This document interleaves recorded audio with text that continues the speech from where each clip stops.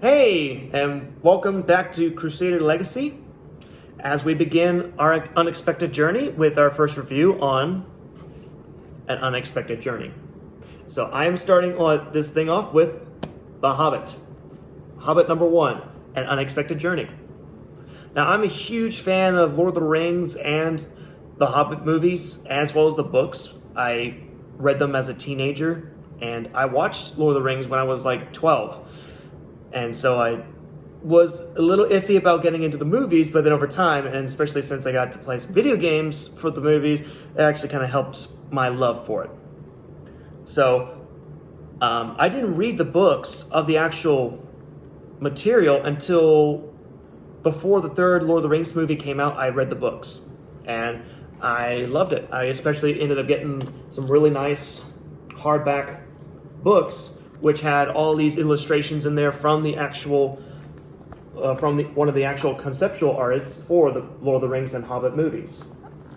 So it was a really nice, so if anything, these are some of my favorite books, and even just to look through and see some of the drawings and designs they have in those. So after Lord of the Rings was finished, all the rumors and everything were going on. It's like, they got to make a Hobbit. They got to make a Hobbit. We had to wait almost 10 years for the Hobbit to come out. And when I found out that a lot of the returning crew members and everything were coming back, it got me excited to see Middle-earth again after almost 10 years. So this was a breath of fresh air to get to go back to Middle-earth and see it again. And even when the first trailers were coming out, when they started even just singing a song, which was came straight from the book, it was amazing just to hear that they were bringing in some songs and just that they were kind of making it something out of it. So when the film came out, it was good. There were some issues. But obviously, I kind of reserve my judgment on something like this until the extended edition comes out, just because Lord of the Rings ended up having a lot of things fixed with their extended cuts that made a lot of sense and made it a whole lot better.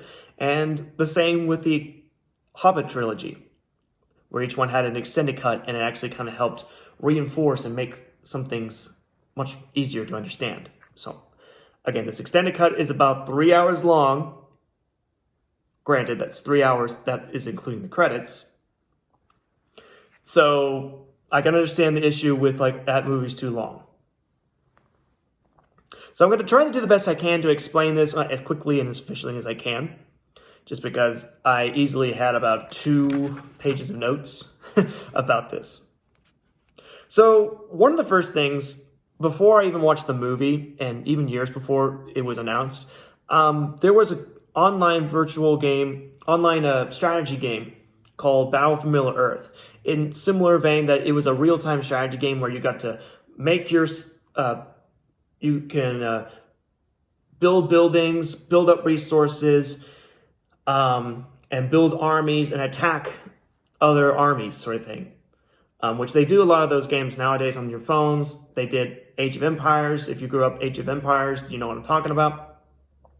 But this Battle for Middle-earth was more so based on the movies, and then they kind of made a bit of a sequel to that one, where it was the movies mixed in with some of the other lore from the books. One of the things in that second game they did was they included the dwarves. So I got to play the dwarves, and they're actually still, if I ever play the game, that would be my team. Just because they were always so tough, and their castles and everything was really neat to see. But aside from the little bit that we got from the actual Lord of the Rings movie, we didn't get to see very much about the dwarves. I mean, we got introduced to Gimli, who is a key character in all 3 of those movies, and we got to see the Mines of Moria. But again, the Mines of Moria were more abandoned, and it was rotting and cold, and you didn't want to be there. So in the prologue of this movie, getting to see an actual dwarf stronghold where the dwarves were actually living and thriving in was a real treat to get to see what it looked like. And the depiction of the Lonely Mountain and even just the gates of the mountain was just like, okay, That's cool. I would pay money to go see that sort of thing. And so it was just a really neat thing to see kind of a fully established structure in the Hobbit of these dwarves.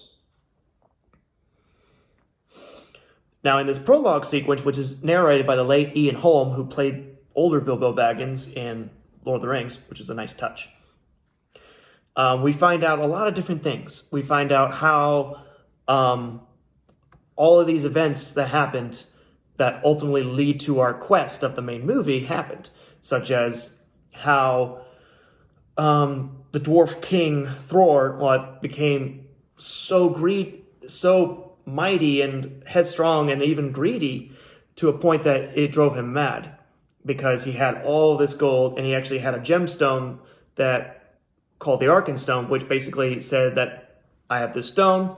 This means I'm the king rightfully, sort of thing. And we see there's issues with the elves, where rifts are being formed between these elves. And all this while that we're being narrated by Ian Holm, we get to see how Thorin Oakenshield, who is the grandson of the king, his father's still there as well, but we get to see how Thorin is reacting to all this, and especially how, when the time comes for when a dragon called Smaug comes to the mountain and takes it as his own, forcing all the dwarves out, and basically causing the dwarves to fall from being a mighty people into more of a nomadic race, where they just find where they can and settle wherever they can. And in this process, Thorin Oakenshield gets burned by the elves and other people to a point that he doesn't trust anybody except other dwarves. And this prejudice is something that is carried through, especially in this first movie, more so. And we get ideas of it going into the second and third movie as well. Now, we fast forward to find out that 60 years after that whole incident of the dragon taking the mountain happens, that after 60 years, Gandalf has come to the doorstep of Bilbo Baggins and basically just says, I'm looking for somebody to join me on an adventure. And Bilbo's like, I think you're in the wrong place, dude.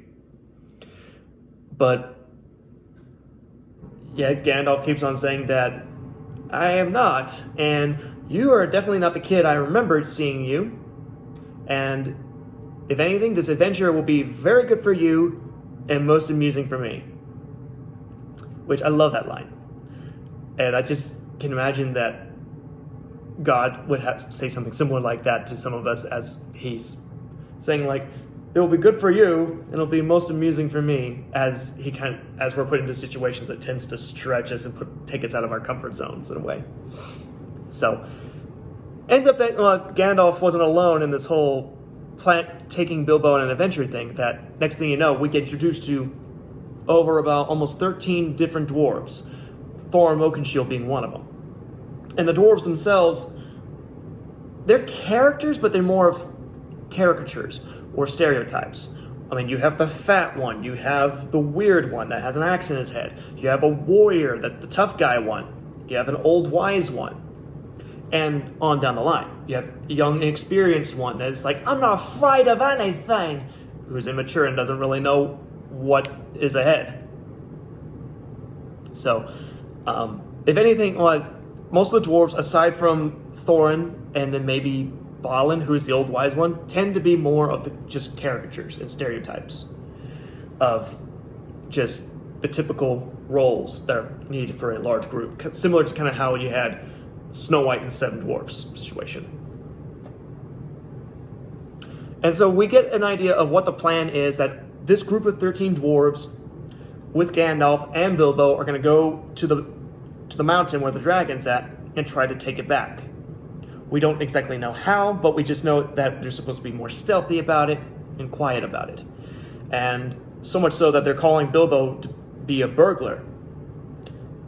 And even then he's like, I've never stolen a thing in my life. I don't know what you're doing, but Gandalf is like, he is a burglar.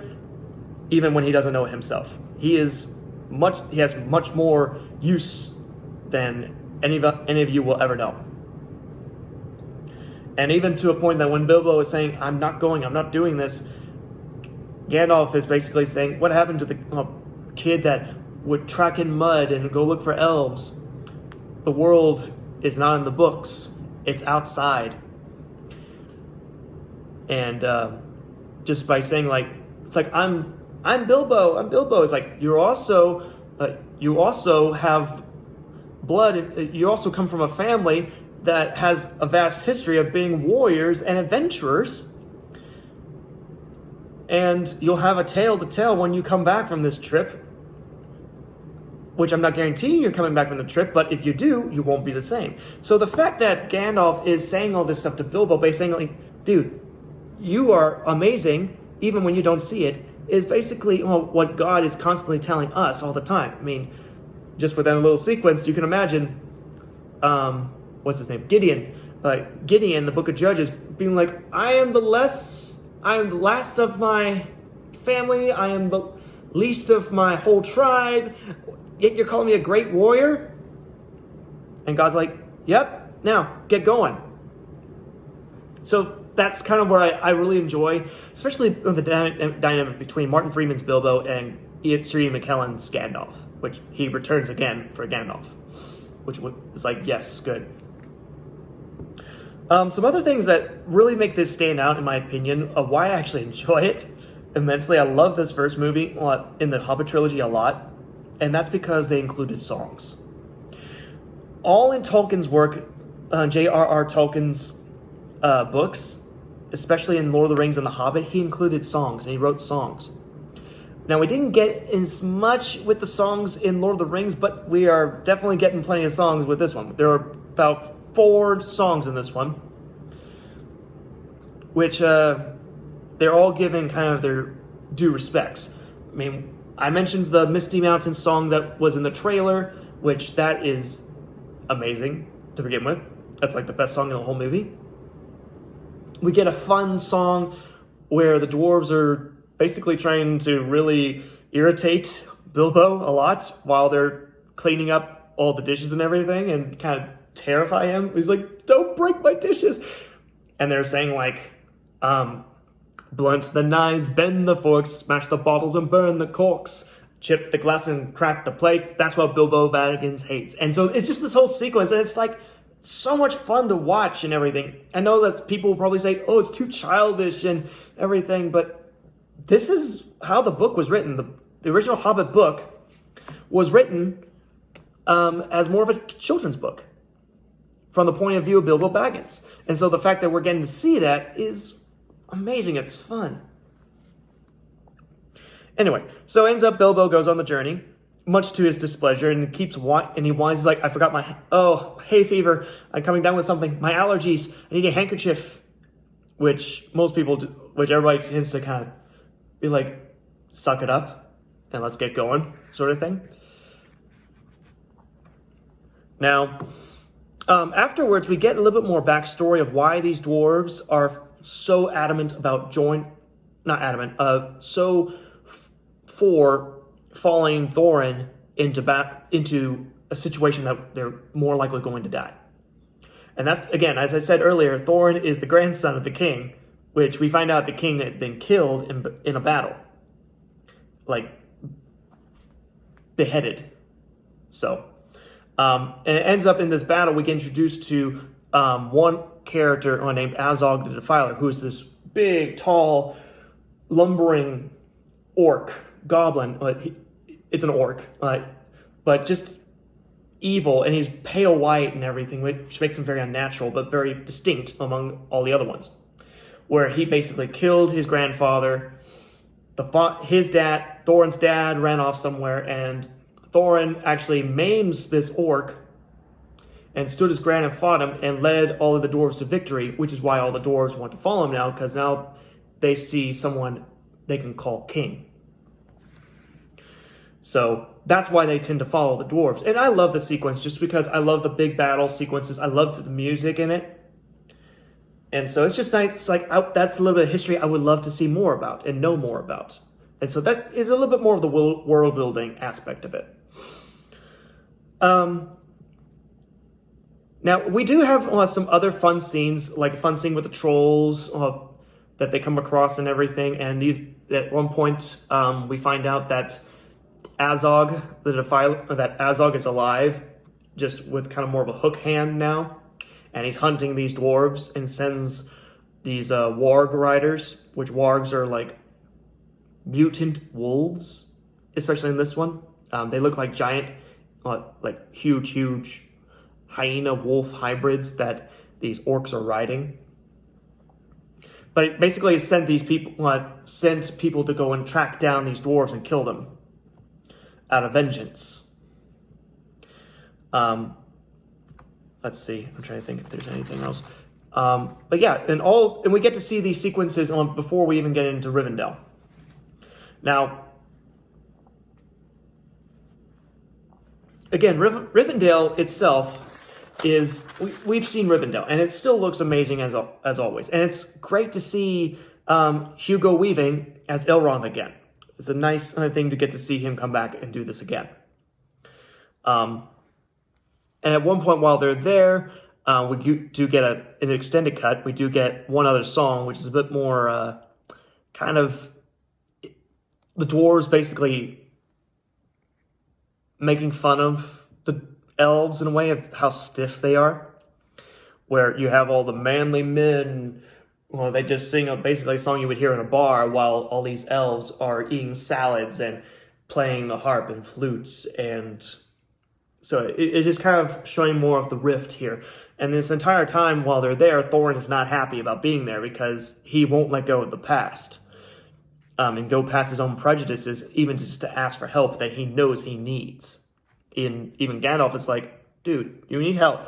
These guys can help us. Get over yourself.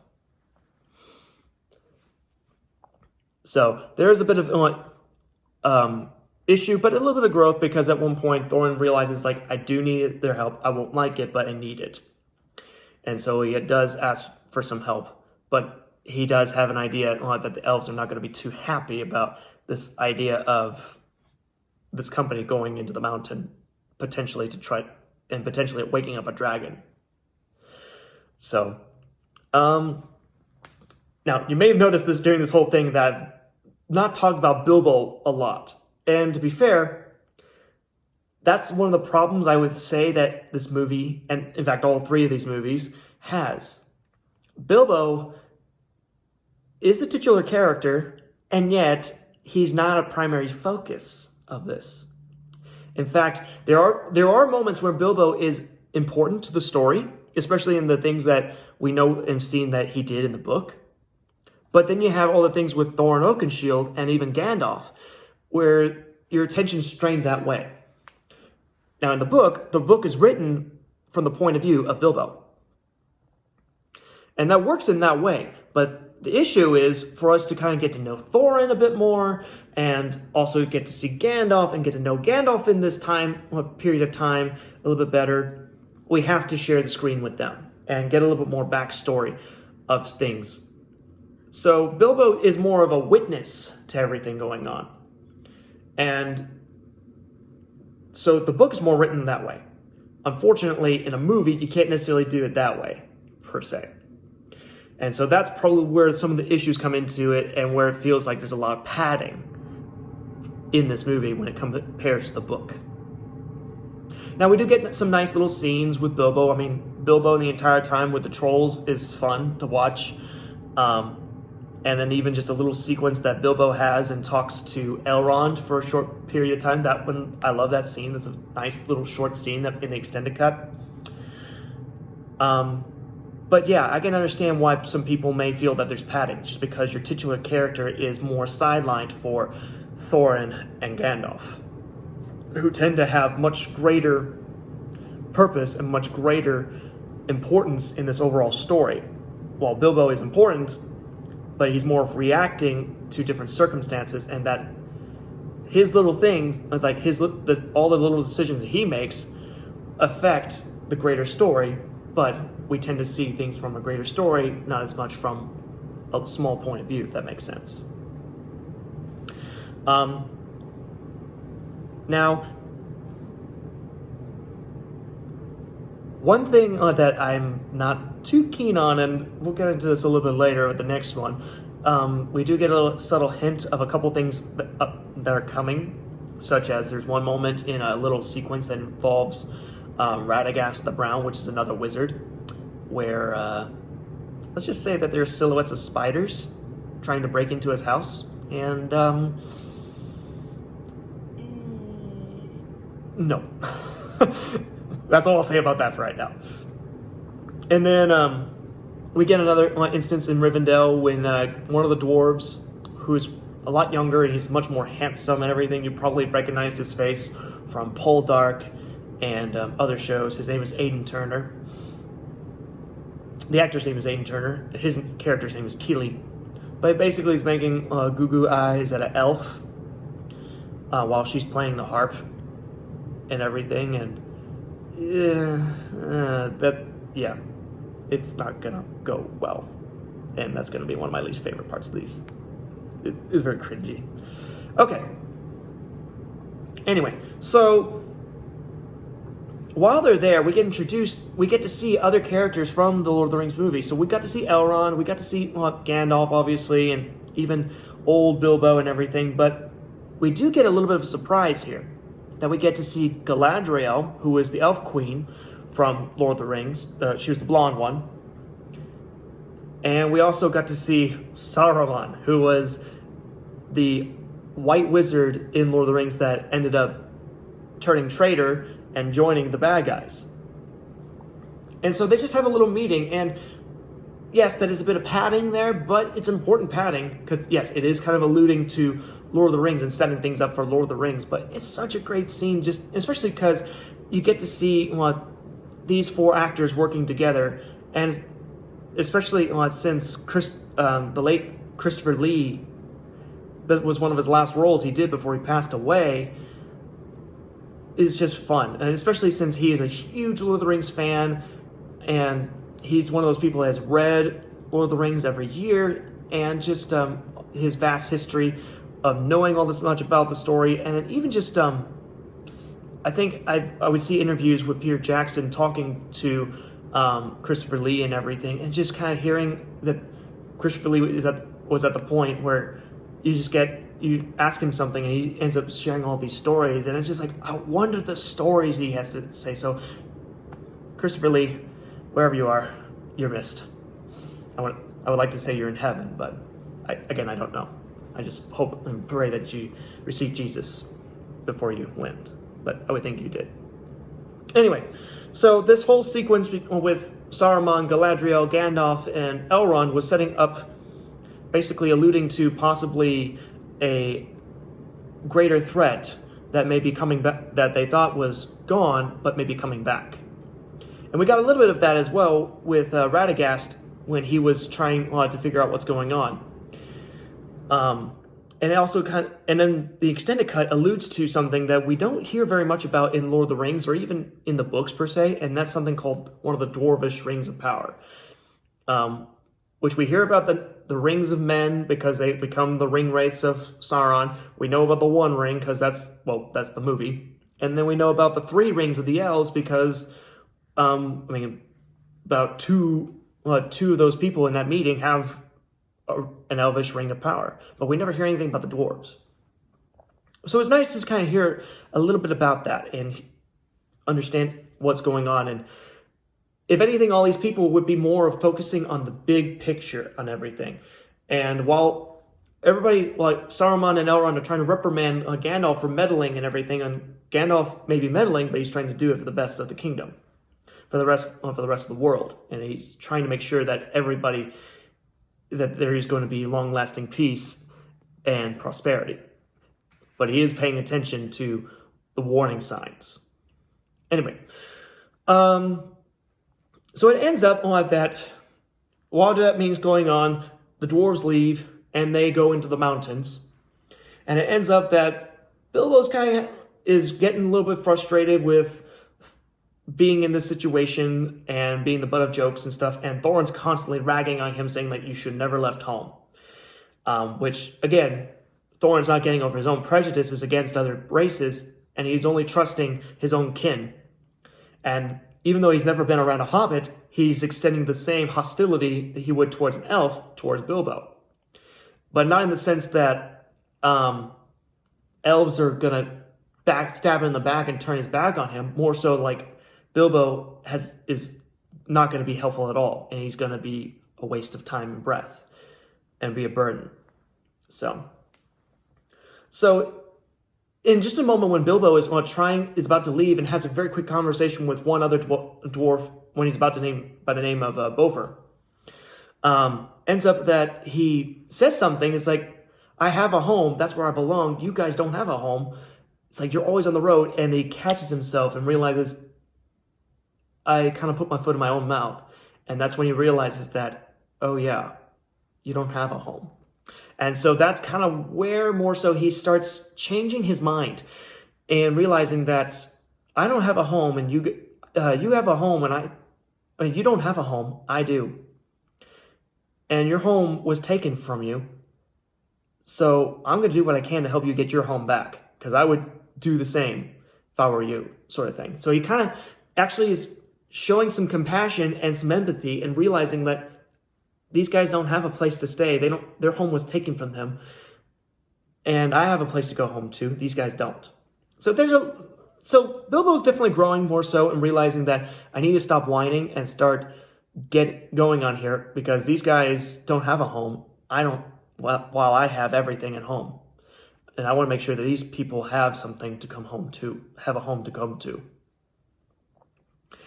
Which then, right when he kind of has that little epiphany, that's when things start happening. All the dwarves and Bilbo fall through some trapdoors and come across all these goblins, which goblins and orcs are different. Goblins are much more shriveled and short and kind of creepy looking. Orcs are a bit taller and, well, not too tall, but they're much nastier looking in terms of like their hostility towards others. Goblins are just ugly. And especially with the way that these goblins are designed, where they look like they have a whole bunch of cysts and warts and zits and other really gross things on there.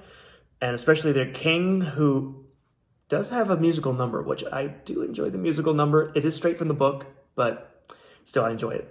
But the fact that it looks like he has a tumor just coming out from his chin, and it's disgusting. But these guys are bad guys. They're the villains. And so it makes sense that these people who are more evil and nasty looking and everything would probably be your antagonists, be your enemies.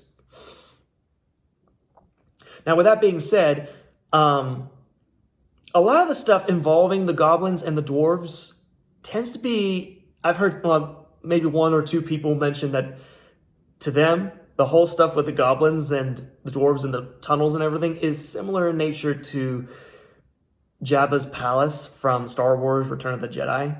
And just, right down to the fact that you have two giant, disgusting looking leaders, one being a giant slug and another one being, a hideous looking thing that is obese and has a tumor coming from his face that hangs down to like right here. So I can see the analogies, and especially the whole sequence where Gandalf does show up and rescues the dwarves from being killed by the goblins, ends up leading into basically, it is a video game. Some people try to defend it's like, well, they're just really good the dwarves are just that good. I'm like, but it looks like one of those video games I used to play of Lord of the Rings, where you just go on this fixed path and you're just slashing away at orcs as you go by, and I'm half expecting my weapon to go into perfect mode, and it's like, oh, perfect kill, and that's kind of what it looks like. So, but still, it's fun to watch and everything. But while that's going on, we get a really good scene, and it's actually a huge highlight of this movie and of the overall story in terms of its importance, and not only just the story of the Hobbit, but in its importance going into Lord of the Rings. And that is where Bilbo meets Gollum. And Gollum, again, is played by Andy Serkis. Now, if you have not ever seen Lord of the Rings, you probably may not know this, but Gollum does have a split personality, where you have Smeagol, which is a much nicer, kinder, almost childlike and innocent, and then you have Gollum, which is the more intelligent and sinister one. And basically, they want to kill Bilbo to eat him, because they've been eating on fish and goblins that they can catch and kill.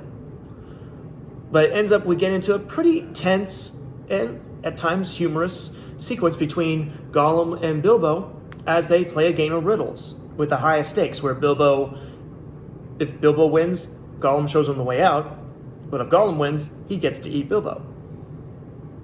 But all throughout the whole time, Gollum is constantly just being creepy and antagonistic, and almost to a point that he's almost wants to go back on his own word and go ahead and kill him and eat him, sort of thing. But it's during this sequence that Bilbo does find a certain ring that is extremely important, which ends up that Bilbo does win these game of riddles, and Gollum almost basically kind of goes back on his word, but realizes that he's missing something that's important to him, his precious, which happens to be the ring that Bilbo just found. And so then it leads into finding out that Bilbo's ring can turn him invisible if he puts it on. And so then Bilbo ends up escaping the tunnels right after the dwarves and the Gandalf escape the goblins in the tunnels, with Gollum vowing vengeance against Bilbo for stealing the ring from him, which he technically didn't steal it. So anyway, but it gets into a nice moment. But it gets into a moment where the dwarves are like, "Where is Bilbo? He's wasting our time." And then Bilbo reveals himself as saying, like, "I will help you get your home, since I have a home to go to. I want to make sure you have one for yourself," sort of thing. And we get a final epic climactic moment where Azog and his riders finally catch up onto the dwarves and try to kill them one more time. And it all basically ends with finally Thorin facing Azog and realizing he's still alive and being injured in the fight of trying to stop Azog from continuing to inflict harm and doing a little bit of vengeance against Azog for killing his grandpa. And it ends up that Bilbo, when Thorin's down and injured, that Bilbo comes in and saves Thorin, which is another thing that helps that relationship. And it ends up in the whole sequence, the dwarves, Gandalf, and Bilbo manage to escape because Gandalf calls the Eagles. And the Eagles rescue them and take them off to a secluded place, and that's where ultimately Thorin finally apologizes to Bilbo and says, like, "I've never been so wrong. Thank you so much. You are not a burden. You are definitely somebody of this company." And that in itself is well worth the whole trip. Just to kind of see this person who is so against Bilbo finally coming around and be like, "I owe you my life," sort of thing. So, and it ends on a nice note that at the end of the movie, all the dwarves, Gandalf and Bilbo, can see in the distance, thousands of miles away, they can see the Lonely Mountain. But right when you think it's over, Bilbo makes the comment saying, like, "I do think the worst is over." And then we go to the mountain, we realize, and then we get to see kind of Smaug waking up a little bit, just because a bird is hammering just because a bird is kind of tapping on the outside of the mountain, causing an echo to go through the mountain, causing Smaug to get a little restless and to kind of wake up a little bit. So the worst is behind them. You have no idea, Bilbo. You have no idea. So overall, I enjoyed it. The CGI transition here, which a ton of CGI is done in this one, versus the practical effects that Lord of the Rings is well known for having, which it's fine. In some moments, it looks really good, but in other moments, it looks bad. In some cases that it makes sense would be something like Azog being more as physical and his expression, and showing as much expression in his face as he does. It makes sense that he'd be a little bit more of kind of a CGI character versus doing all practical effects and prosthetics and suits, which, by the way, they tried to do that with the goblins, but it ended up that some people were getting overheated because of the costumes. So that's why all the goblins look like CGI. Excuse me. So that kind of is something that turns off a lot of people if there's too much CGI, and I understand that, but it still looks good. I mean, it's certainly a whole lot better than some other CGI that you probably would see in other movies. That there is care into the detail and everything. It just may look overly saturated. And probably with the color blending that they do at the very end may elevate that feel of it looking fake. Now, there are some issues in this I want to address real quick. Now, obviously, if you're a parent watching and you're thinking this might be something fun to show the kids, I would wait until they're maybe later, like, I don't know, about 8 or 9, but definitely you could probably maybe show them around 10 or 11 for sure. The things being, I mean, little kids are going to get nightmares. I'm just saying that. Because there are dark elements in this, because obviously Gollum is not a character. Yes, you may laugh at Gollum, but really Gollum is a pretty dark character. He's a sympathetic character, but he's still dark. The fact that you have somebody who has a split personality like that, and one personality is extremely cruel and conniving and creepy. And of course, the orcs themselves, just seeing those orcs might be a bit much for somebody to see somebody so ugly and terrifying. But even there's one moment in the movie where we get to find out a little bit more that relates to the investigation of these rings that alludes into Lord of the Rings. We get to see these kind of ghost-like figures, which are ultimately going to be a big deal later on. But these ghost-like figures kind of manifesting out of a statue about to stab somebody. And even just this castle that we see Radagast the Brown walk into is not exactly a comfortable place. And even to a point that you just see like right down the hallway, you get a view of it going down the hallway, and you see this black shadow pop out of nowhere and just suddenly takes a form, and then suddenly it's one of those quick zooms going straight towards the face of this shadow, and that, which is known as the necromancer. Because then you find out that this necromancer has the ability to summon the dead, which in itself is witchcraft.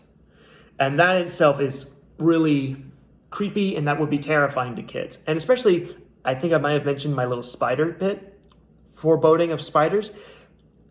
It can be a bit tense for younger kids, so that might be an issue. The other issue is that you have witchcraft in this.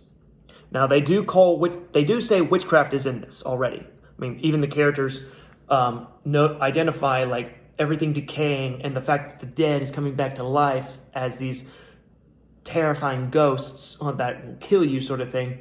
They call that witchcraft, and it's rightfully so.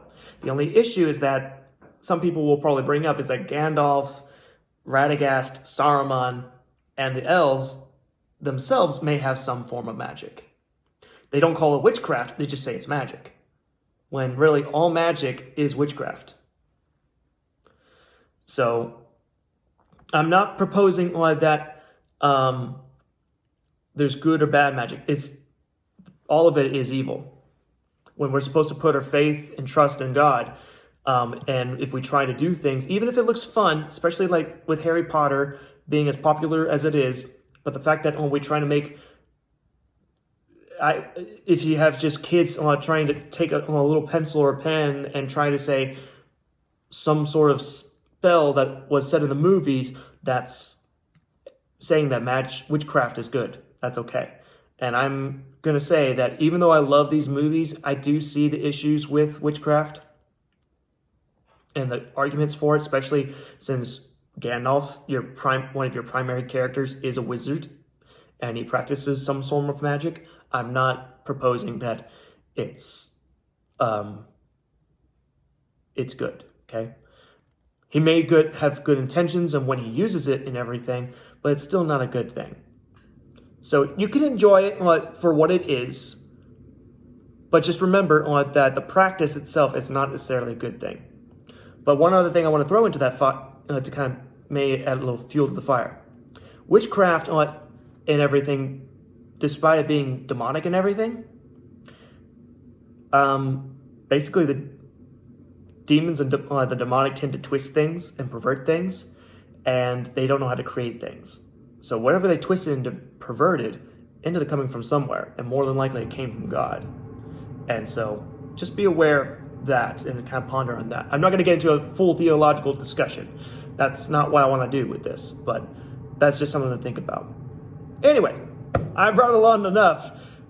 I mean, this was these were 2 full pages of notes that I took, and hopefully I kind of helped get you an idea of what's going on here, and hopefully maybe on the next couple of videos I don't take quite as long.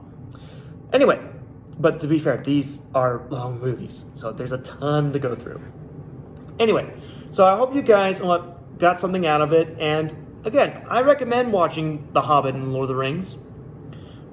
If you're still kind of unsure about some of this other stuff, then just wait and see what I say about the next few movies. But again, I would say that, if anything, The Hobbit Part 1, An Unexpected Journey, is well worth your time.